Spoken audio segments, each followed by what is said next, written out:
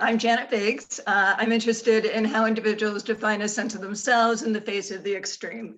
Everything from situations to landscapes, like the high Arctic of Svalbard, which looks like this. I have filmed inside of active volcanoes in Indonesia and the Horn of Africa, working alongside of volcanologists and geologists. Last year, I sent 3 minerals aboard a SpaceX rocket up to the International Space Station as part of MIT Media Lab's Space Exploration Initiative.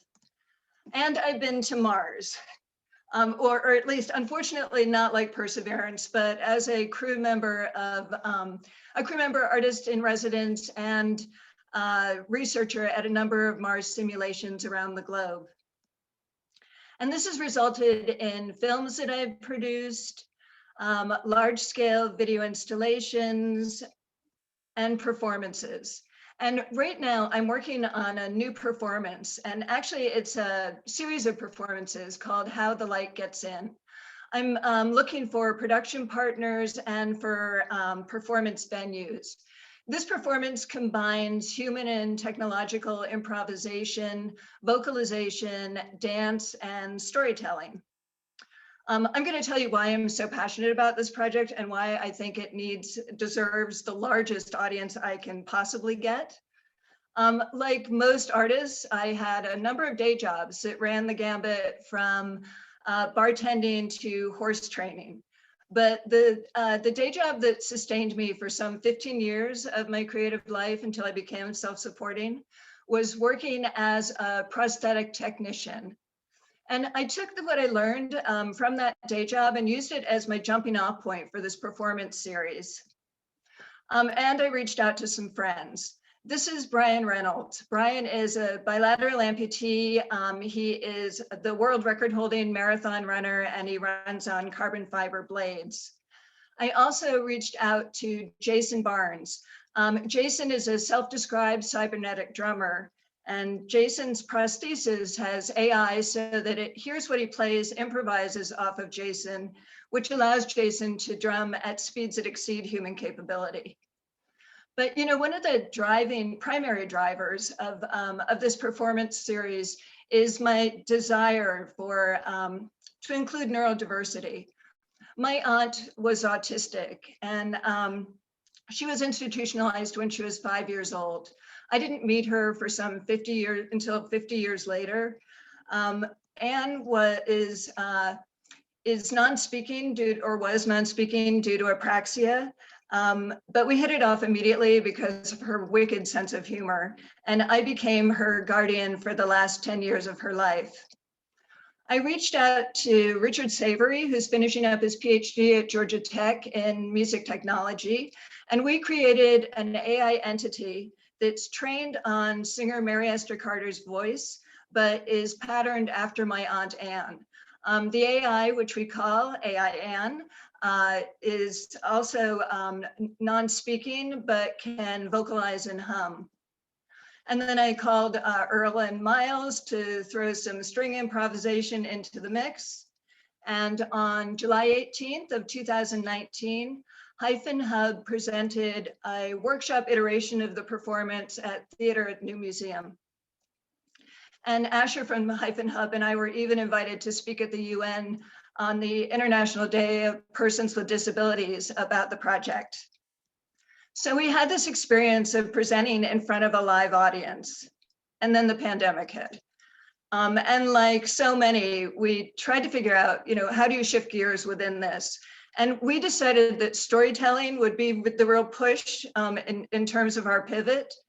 And on July 30th, 2020, we presented, actually Friedman Gallery presented a live stream version of the performance that was held within pandemic regulations, so that Mary was alone in the space. All the technology was run remotely.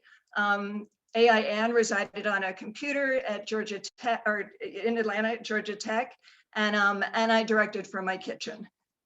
And here are some excerpts from both the live and live stream performances.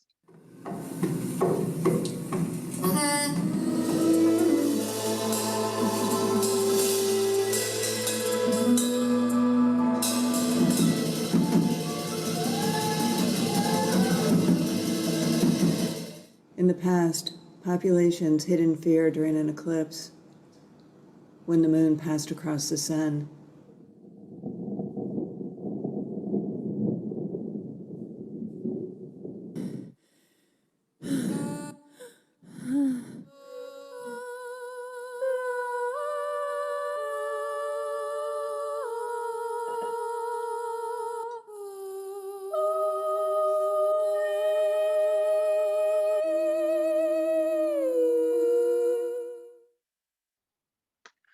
We recently brought Kate Matchtigger on board. She's a designer and is autistic. We're in the process of bringing a non-speaking storyteller into the mix. And, you know, this performance series strives to amplify personal stories. It really advocates for physical and neurological diversity in creative productions and technological developments. What we're looking for is financial and developmental partnerships. We're looking for venues for future performances. And I would love it if you reach out to me, because I am always interested in conversations about inclusion and ethics, because ultimately that is how the light gets in. Thank you.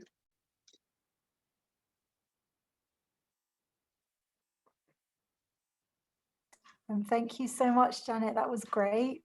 Once it finally got there. Yeah, it was fine. We got there in the end. So John, Janna, do you have any? I wanted to mention that there's a recently released incredibly high-tech image of an eclipse, since you've mentioned solar viewing and eclipses, where you can see the details of the moon even during the eclipse and the solar corona. That's quite spectacular. I don't know, you might find it to be inspirational. And also, I already mentioned Hugh Herr, who is incredibly fascinating, lost his legs in a hiking accident and designs these very advanced cybernetic legs, and you've discussed your connection with prosthetics. So it's less of a question than maybe just referencing those things. But one of the things Hugh went through is when he lost his legs at 17 and then became this engineer to build them, is he now thinks of them as these incredibly powerful tools. He makes himself taller, he makes himself shorter, he jokes on people. He makes himself slightly taller over the course of a week as a joke to see if people notice. He changes his legs depending on what he's doing. So I just wonder if you've thought about some of these things beyond just acceptance. I have, and I've heard Hugh speak about, speak publicly, and it's really incredible. And just a quick aside for the eclipse. Last year I presented for Demo Day about getting to the Antarctic, and it looks like I'm actually going to get down to the Antarctic for the upcoming eclipse. So yes, very inspiring.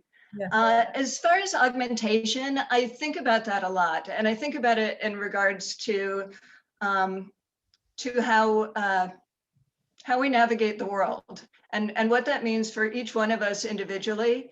I know that Jason's career, the drummer, has really taken off since he became a cybernetic drummer, and he is the first to speak about that.